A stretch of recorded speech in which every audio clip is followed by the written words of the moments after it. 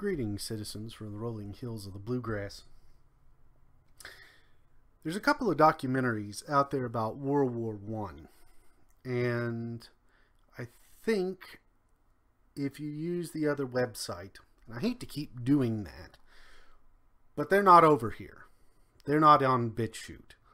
And so I gotta point you in the directions where you can see this stuff if you want to see it. But there's a channel called Timeline, and they have like a 7 or 8 part series on the First World War. And there's a segment, I believe it's in the first episode, where the Austrians are describing all of the people inside of Austria-Hungary. And you got to remember that Austria-Hungary is a multi-ethnic state, very similar to the United States. Not multicultural, multi-ethnic. Leftists don't like ethnic. They don't like ethnic people for some reason. They like cultures, but they don't like ethnic people. They're bigots. What can I say? But Austria-Hungary was like the United States. It was a multi-ethnic nation. But the Austrians, and the Hungarians probably, but the Austrians really set the stage for that kind of categorizing of the human species that would later be seen in World War II in Germany. Well, guess what? The guy in charge was Austrian. But anyways, so they have these sheets where they're listing out, you know, the name of the ethnicity, like Slovak or Czech or Polish or, you know, all of these other, you know, Hungarian. And they have all of these ethnicities inside of it. And then they're listing off to the side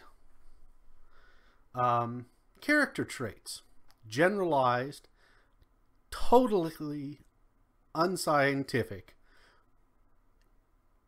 character traits of these people. And it's like, oh wow, we're doing that now, aren't we? Now, in some degree, people have never ever not done that. There's the stereotypes, right? But here you have, the reason why this is important, in government form, meaning someone in the government is taking this into account. They're putting their time and effort. And you got to remember, these are typewriters. This is 1901, 1910, 1920. The first 30 years of the last century. So all of that had to be done by hand on a typewriter. Ooh. Right. Any of you who have never typed on a typewriter, make one mistake. Make one mistake on a typewriter. And I don't think they had whiteout back then. They probably had something. But make one mistake while typing. Real typing. And you'll learn the value of correct spelling and punctuation real fast. Talk about pulling your hair out. Anyways. But you have these lists of all of these just kind of arbitrary, stereotypical, maybe written from a chauvinist kind of position where the Austrians and the Hungarians were putting themselves above the Czechs, the Slovaks, the Poles, the Lithuanians, you know. And why this is even being brought up is because you look at China, okay, and I don't really know how many were actually inside ethnicity-wise, how many ethnic groups there were inside of Austria-Hungary. But now balloon that out to China. And you see what they're doing to the Uyghurs. Evidently, they've arrested a bunch of Tibetans again, like some 500 or something I heard last week. And then you place over that the Chinese social credit system.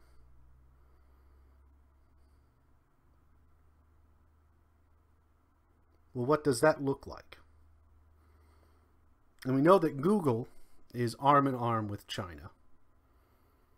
We know that Facebook would like to be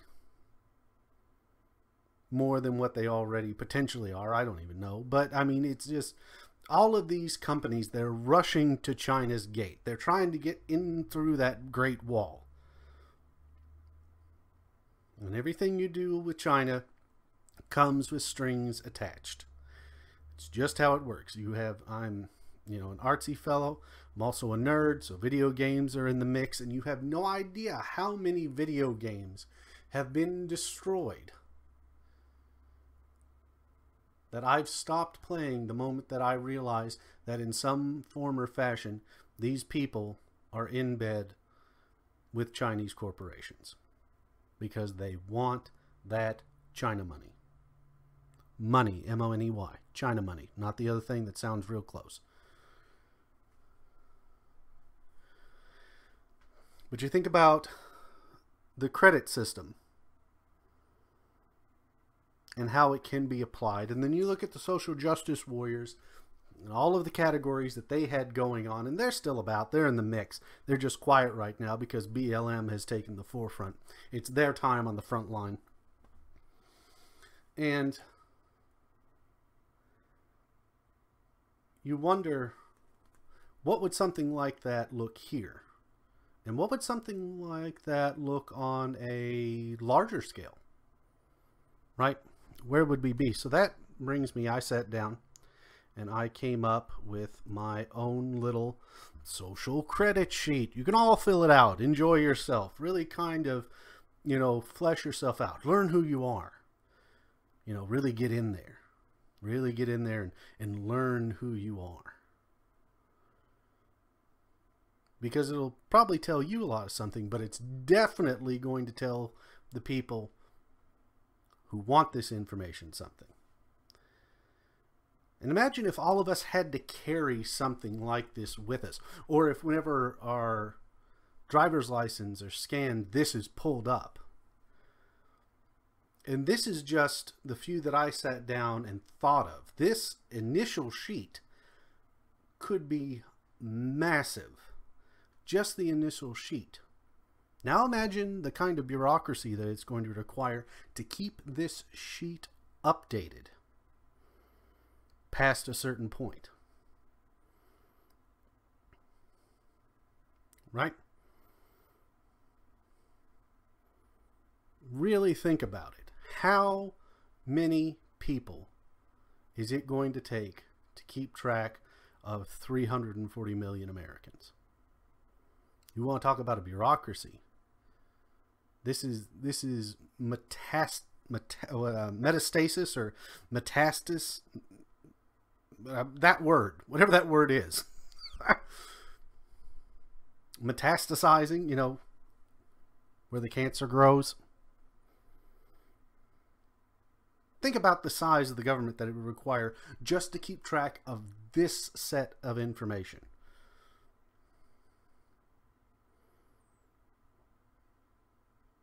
Because someone has to man the computers. Yeah, it could all be digitized and run out of 5G computers, whatever. But you're still going to need people to sit there and enter it. You're still going to need people to sit there and change it, go back. There's some things we can automate, some things we can't. And it's the initial input that still has to be a person. But this is a social credit system, right? So you need a scoring rubric. You need something that's going to tell you what points people get. And depending on who you are, there's a certain Canadian professor, psychology professor, who made a very good point of just how many infinite ways you can divide someone's identity. Right or wrong, whatever you like about him, whatever you dislike about him, this is a very, very good point.